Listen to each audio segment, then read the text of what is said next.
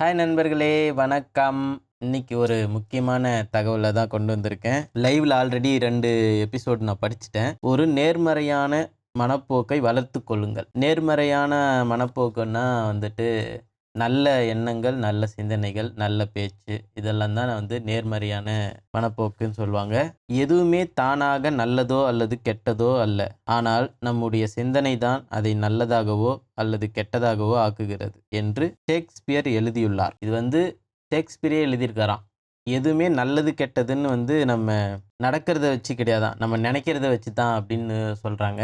வாழ்வில் எந்த ஒரு தளத்திலும் நீங்கள் எவ்வளவு உயரத்தை எட்டுவீர்கள் என்பதை உங்கள் அறிவை விட உங்கள் மனப்போக்கே பெருமளவு தீர்மானிக்கிறது என்று கூறப்படுகிறது. நம்ம வாழ்க்கையில் எந்த அளவுக்கு முன்னேறணும், எவ்வளவு தூரம் வெற்றி பெறணுன்றது வந்து நம்மளுடைய மனசு தான் தீர்மானிக்குதாம். நீங்கள் எவ்வளவு அதிகமாக நேர்மறையானவராகவும் ஆக்கப்பூர்வமானவராகவும் ஆகிறீர்களோ மற்றவர்கள் உங்களை அவ்வளவு அதிகமாக மதிக்கவும் விரும்பவும் செய்வர். புரிஞ்சுதா? நீங்கள் எவ்வளவு அதிகமாக நேர்மறையானவராகவும் ஆக்கப்பூர்வமானவராகவும் ஆகிறீர்களோ மற்றவர்கள் உங்களை அவ்வளவு அதிகமாக மதிக்கவும் விரும்பவும் செய்வர். உங்களுக்கு அதிகமான சம்பளம் வழங்கப்படும், அதிகமாக பதவி உயர்வு கிடைக்கும், அதிகமான மக்கள் உங்களை விரும்புவர், உங்களை ஆதரிப்பர், உங்கள் அருகில் இருக்க விரும்புவர், உங்களுடன் ஒத்துழைக்க விரும்புவர். ஸோ இவ்வளோ காரணங்கள் நம்ம நேர்மறையாக சிந்திச்சோம்னா இவ்வளோ காரணங்கள் வந்து நமக்கு வந்து நடக்குது. சூரிய ஒளி பட்டவுடன் மலர்கள் மலர்வதைப் போல தங்களிடம் கனிவாகவும் தோழமையாகவும் நடந்து கொள்கின்றவர்களிடம் மக்கள் மனம் விட்டு பேசுவர். நேர்மறையான சிந்தனை இருந்தால் மக்கள் நம்மக்கிட்ட மனம் விட்டு பேசுவாங்க. நீங்கள் சொல்கின்ற விஷயங்களையும் செய்கின்ற விஷயங்களையும் மக்கள் மறந்து விடுவர். ஆனால் நீங்கள் அவர்களை எவ்வாறு உணரச் செய்தீர்களோ அதை அவர்கள் எப்போதும் தங்கள் நினைவில் வைத்திருப்பர் என்று மாயா ஏஞ்சலு கூறியுள்ளார். மாயா ஏஞ்சலு யாருன்னு தெரியாது எனக்கு. பெரிய ஆளாக தான் இருக்கணும். நம்பிக்கை மனப்போக்கை வளர்த்து கொள்ளுங்கள். நம்பிக்கை மனப்போக்குன்னா அவங்களோட சிந்தனையில் ஒன்று இருக்கும். இந்த புத்தகத்தில் என்ன சொல்லியிருக்குன்றதை இப்போ நான் உங்களுக்கு வாசித்து காட்டுறேன். உங்களுடைய வெற்றி மற்றும் முன்னேற்றத்தில் 85% உங்களுடைய மனப்போக்கால் தான் தீர்மானிக்கப்படவிருக்கிறது. வாழ்வில் வெற்றியையும் மகிழ்ச்சியையும் நீங்கள் கைவசப்படுத்த விரும்பினால் நம்பிக்கை மனப்போக்குதான் உங்களிடம் இருக்க வேண்டிய மிக முக்கியமான பண்பு நலன் என்று பென்சில்வேனியா பல்கலைக்கழகத்தைச் சேர்ந்த மார்ட்டின் செலிக்மேன் கூறியுள்ளார். என்ன சொல்கிறாங்க தெரியுதா? உங்களுடைய வெற்றி மற்றும் முன்னேற்றத்துக்கு நம்மளோட நம்பிக்கை, அதாவது நான் வெற்றி பெறுவேன்ற நம்பிக்கையும் நான் நல்லா பண்ணுவேன் அப்படிங்கிற நம்பிக்கையும் தான் வந்து எத்தனை 85% அதுதான் நம்மளை வந்து இது பண்ணுது, ஹோல்ட் பண்ணுது. நம்பிக்கை மனப்போக்கை நம்மால் அளவிட முடியும், அதை கற்றுக்கொள்ளவும் முடியும். எப்படி? ஒரு தன்னம்பிக்கையாளராக முற்றிலும் நேர்மறையான ஒரு நபராக ஆவதற்கு எப்படி கற்றுக்கொள்வது? பெரும்பான்மை நேரம் நீங்கள் எதை பற்றி நினைக்கிறீர்களோ நீங்கள் அதுவாகவே ஆகிறீர்கள் என்பதால் நம்பிக்கை மனப்போக்கை வளர்த்து கொள்வதற்கான சிறந்த வழி அது உங்களுடைய இயல்பாக ஆகும் வரை நன்னம்பிக்கையாளர்களாக போல சிந்திப்பதுதான். பெரும்பான்மை நேரம் நம்பிக்கையாளர்கள் எப்படி சிந்திக்கின்றனர் என்று நீங்கள் நினைக்கிறீர்கள். நேர்மறையான சிந்தனை வந்து இயல்பாக நமக்கு நடக்கிற வரைக்கும் நம்ம நல்ல நம்பிக்கை வச்சிருக்கிறவங்க எப்படி நடந்துக்குவாங்களோ அதே மாதிரி நம்மளும் நடந்துக்கணும் அப்படின்றது தான் வந்து இந்த பகுதியினுடைய கருத்து. உங்களுக்கு என்ன வேண்டுமோ அதை பற்றி சிந்தியுங்கள். இப்போ வந்து நமக்கு என்ன தேவையோ அதை பற்றி சிந்திக்க அந்த பகுதிக்கு நம்ம வந்துட்டோம். தங்களுக்கு என்ன வேண்டும் என்பதை பற்றியும் அதை எவ்வாறு பெறுவது என்பதை பற்றியும் நன்னம்பிக்கையாளர்கள் சிந்திக்கின்றனர். அவர்கள் தங்கள் இலக்குகளை அவற்றை அடைவதற்கு தினமும் தாங்கள் மேற்கொள்ளக்கூடிய நடவடிக்கைகளையும் பற்றி சிந்திக்கின்றனர்.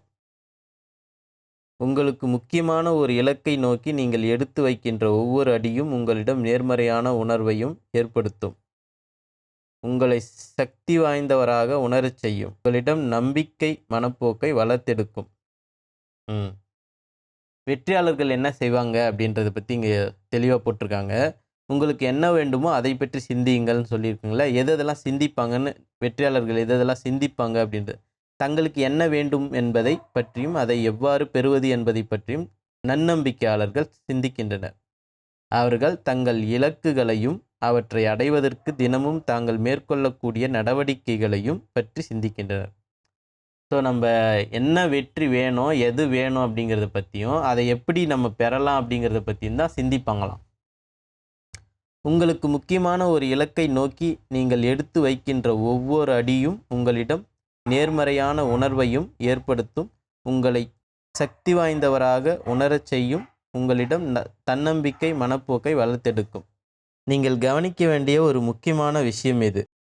உங்கள் வெளிமனதால் அடுத்து நூற்றுக்கணக்கான எண்ணங்களை எண்ண முடியும். ஆனால் ஒரு நேரத்தில் ஒரே ஒரு எண்ணத்தை மட்டுமே அதனால் தக்க வைத்து கொள்ள முடியும். அந்த எண்ணம் நேர்மறையானதோ அல்லது எதிர்மறையானதோ. நம்ம நூற்றுக்கணக்கான எண்ணங்களை நம்ம எண்ணுவோமா, அதாவது நினைப்போமா. ஆனால் அந்த நூற்றுக்கணக்கான எண்ணத்தில் ஒரு எண்ணம் மட்டும்தான் ஸ்டேபிளாக மனசு பதிய வச்சுக்குமா. ஸோ அது பாசிட்டிவாக இருக்கலாம் அல்லது நெகட்டிவாக இருக்கலாம். அதுதான் இவங்க சொல்கிறாங்க. நீங்கள் அடைய விரும்புகின்ற ஒரு இலக்கை பற்றியும் அதை அடைவதற்கு நீங்கள் மேற்கொள்ளக்கூடிய நடவடிக்கைகளை பற்றியுமான ஓர் நேர்மறையான எண்ணத்தால் உங்கள் மனத்தை உங்களால் நிரப்ப முடிந்தால், எதிர்மறையான எண்ணங்கள் உங்கள் மனத்தை அண்டாதபடி நீங்கள் தானாகவே அவற்றை தடுத்து விடுவீர்கள். ஸோ இதுக்கு எக்ஸாம்பிள் ஒன்று இருக்குது. இது எப்படி உங்கள்கிட்ட சொல்கிறது?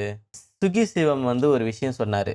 இப்போ இது இவங்க பாசிட்டிவ் வைப்ரேஷனை உங்கள் மனசில் எப்போவும் நினைங்க, பாசிட்டிவே பேசுங்க அப்படின்றது தான் இவங்க சொல்கிற விஷயம். அதாவது எதிர்மறையான எண்ணங்கள் நேர்மறையான எண்ணங்கள்னால் பாசிட்டிவ் அண்ட் நெகட்டிவ் தான் இல்லையா? இப்போது நம்ம கெட்ட எண்ணங்களை இல்லை கெட்ட மாதிரியான நம்ம சிந்திக்கிற பேச்சை எப்படி நம்ம நல்ல விதமாக மாற்றுறது அப்படின்றதுக்கு ஒரு சிம்பிள் எக்ஸாம்பிள் ஒன்று. அது சுகி சிவம் ஒரு எக்ஸாம்பிள் சொன்னார். அந்த எக்ஸாம்பிளை நான் உங்களுக்கு சொல்கிறேன். ஏன்னா நம்ம எல்லாருமே இன்னொருத்தர்கிட்ட இருந்து தானே கற்றுப்போம்.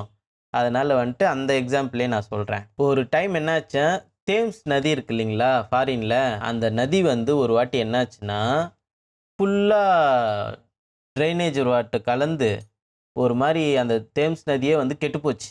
கெட்டுப்போச்சுன்னா எப்படி கண்டுபிடிச்சாங்கன்னு பார்த்தீங்கன்னா, அதில் வாழ்கிற மீன்கள் உயிரினங்கள்லாம் செத்து மிதக்க ஆரம்பிச்சிச்சு. ஸோ அது நல்ல முறையாக போயிட்டு இருந்த வரைக்கும் யாருக்கும் எதுவும் தெரியல. ஆனால் அதில் இருக்கிற மீன் உயிரினங்கள்லாம் செத்து மிதக்க ஆரம்பித்தோடனே அப்போ தான் அந்த நாட்டுக்கோட கவனம் அந்த தேம்ஸ் நதி மேலே போகுது. என்னடா இது, இந்த நதிக்குள்ளே இருக்கிற மீன் இதெல்லாம் செத்து போச்சேன்னு ஆராய்ச்சியாளர்களை கூப்பிட்டு ஆராய்ச்சி பண்ணும்போது தண்ணி கெட்டு போச்சு. எதனால் கெட்டு போச்சு அப்படின்னு கேட்டும்போது, ட்ரைனேஜ் வாட்ரு இந்த கழிவு நீர்லாம் அதில் கலந்ததுனால இந்த நதி கெட்டு போச்சு அப்படின்னு சொன்ன உடனே அந்த நாடு பயந்துருச்சு. என்னடா இது, நம்ம நாட்டிலே ஒரு அழகான நதி இது கெட்டு போயிடுச்சுன்னா எப்படி அப்படின்னு சொல்லிட்டு இதை நான் எப்படியாவது மறுபடியும் பழைய நிலைமைக்கு கொண்டு வரணும் அப்படின்னு சொல்லிட்டு அவங்க என்ன பண்ணுறாங்க, ஆராய்ச்சியாளர்கள் கூப்பிட்டு ஆராய்ச்சி பண்ணுறாங்க. இது எப்படி நல்ல விதமாக மாற்றுறது, மறுபடியும் பழையபடிக்கு இதை மாற்றணுமே அப்படின்னு சொல்லிட்டு. அப்போ அவங்க ஆராய்ச்சியாளர்கள் கண்டுபிடிக்கிறாங்க, எந்த ஒரு கெட்ட நீராக இருந்தாலும் ஆக்சிஜன் உள்ளே போச்சுன்னா அது உடனே பியூரிஃபை ஆயிரும், தன்னைத்தானே சரி பண்ணிக்கிறோம் அப்படின்றத கண்டுபிடிக்கிறாங்க. அப்போது இதுக்கு என்ன பண்ணுறது, கொஞ்சம் தண்ணியாக இருந்தால் பரவாயில்ல, ஒரு நதி ஃபுல்லாக இது பண்ணோம். ஆனால் அந்த நாடு அதை பற்றி கொஞ்சமும் சிந்திக்காமல் அந்த ஆற்றுக்குள்ளே டன்னாக ஆக்சிஜன் இதை நிரப்புறாங்க. அப்போ கொஞ்ச நாள் என்ன ஆகுதுன்னு கேட்டிங்கன்னா, வாட்டர் பியூரிஃபை ஆகி மறுபடியும் அது பழைய நிலைமைக்கு வந்துடுது. திரும்ப அதில் இருக்கிற மீனுங்கள்லாம் உலாவ ஆரம்பிச்சிருது. அந்த தேம்ஸ் நதி பியூரிஃபை ஆகி அதுவே தன்னை சரிப்படுத்திக்கிச்சு. அதுபோல் நம்மளோட மனமும் அப்படிதான். கெட்ட எண்ணங்கள் வருது,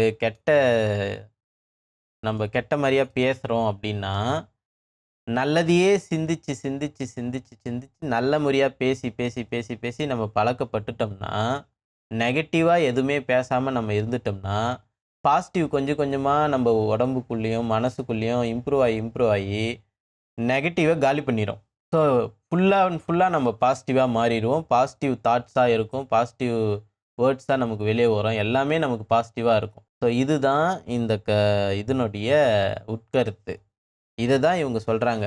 கடைசியில் அந்த லாஸ்ட் வரியை கவனிச்சிங்கன்னா உங்களுக்கு தெரியும். நீங்கள் மேற்கொள்ளக்கூடிய நடவடிக்கைகளை பற்றியும் ஒரு நேர்மறையான எண்ணத்தால் உங்கள் மனத்தை உங்களால் நிரப்ப முடிந்தால், பாசிட்டிவ் மட்டுமே நம்மளால் பேச முடிஞ்சா, எதிர்மறையான எண்ணங்கள் உங்கள் மனதை அண்டாதபடி நீங்கள் தானாகவே அவற்றை தடுத்து விடுவீர்கள். நம்ம பாசிட்டிவ் மட்டுமே தான் பேசுகிறோம், பாசிட்டிவ் மட்டுமே தான் நினைக்கிறோம், பாசிட்டிவ் மட்டுமே தான் நம்ம செய்கிற செயல்கள் எல்லாமே இருக்குன்னா, ஆட்டோமேட்டிக்காக நெகட்டிவ் எனர்ஜி எல்லாமே போயிடும் அப்படின்றத சொல்கிறாங்க. காலை, மாலை, இரவு என்று எல்லா நேரத்திலும் உங்கள் இலக்குகளை பற்றி நினைத்து கொண்டிருப்பது மாபெரும் வெற்றி கொள்கைகளில் ஒன்றாகும். நம்மளோட வெற்றிக்கு நம்ம என்ன ஆக போகிறோம், நம்ம என்ன செய்ய போகிறோம், இல்லை நமக்கு என்ன தேவைங்கிறத பற்றி டெய்லியும் காலை, மாலை எனி டைம் அதை பற்றியே சிந்திக்கிறது, அதை அடையிறதுக்கு ஒரு முக்கிய காரணம் அப்படின்னு சொல்கிறாங்க.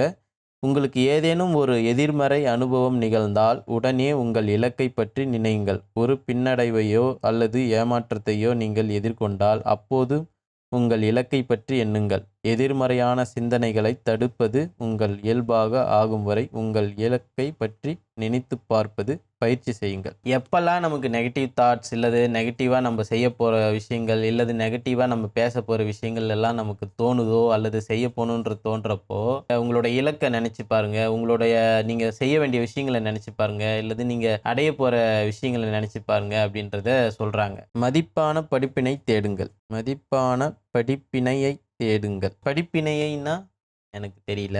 ஒவ்வொரு பின்னடைவிலும் சிக்கலிலும் உள்ள மதிப்பு வாய்ந்த படிப்பினையை தேடுங்கள். நீங்கள் எதிர்கொள்கின்ற ஒவ்வொரு பிரச்சனையையும் அல்லது முட்டுக்கட்டையையும் ஏதோ ஒரு வகையான படிப்பினையை உள்ளடக்கியிருக்கின்றன.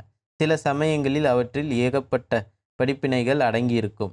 இச்சூழ்நிலையிலிருந்து உங்களால் என்ன கற்றுக்கொள்ள முடியும் என்று கேட்பதன் மூலம் அதிலுள்ள படிப்பினையை நீங்கள் தேடும்போது உங்கள் மனம் நேர்மறையானதாக இருக்கிறது. உங்கள் உணர்ச்சிகள் உங்களுடைய முழு கட்டுப்பாட்டில் இருக்கிறது. நம்ம ஒவ்வொரு வாட்டியும் ஃபெயிலியர் அச்சீவ் பண்ணும்போதும் அல்லது நம்ம ஏதாவது ஒரு விஷயத்தில் தோல்வி அடைஞ்சிட்டோம்னாலோ அல்லது நமக்கு ஏதாவது ஒரு கெட்ட விஷயம் நிகழ்ந்துட்டாலோ அதை அப்படியே விட்டுறாம அதில் இருக்கிற செய்தியை, அதில் இருக்கிற நம்ம எங்கே தப்பு பண்ணோம் இல்லது இந்த தப்பு நடந்தது எதனால் அப்படின்றத பற்றி சிந்திச்சு பாருங்கள். அதில் ஒரு கண்டிப்பாக உங்களுக்கு தேவையான ஒரு கிளாஸ் இருக்கும், இல்லது உங்களுக்கு தேவையான ஒரு நுணுக்கம் இருக்கும் அப்படின்றத சொல்கிறாங்க.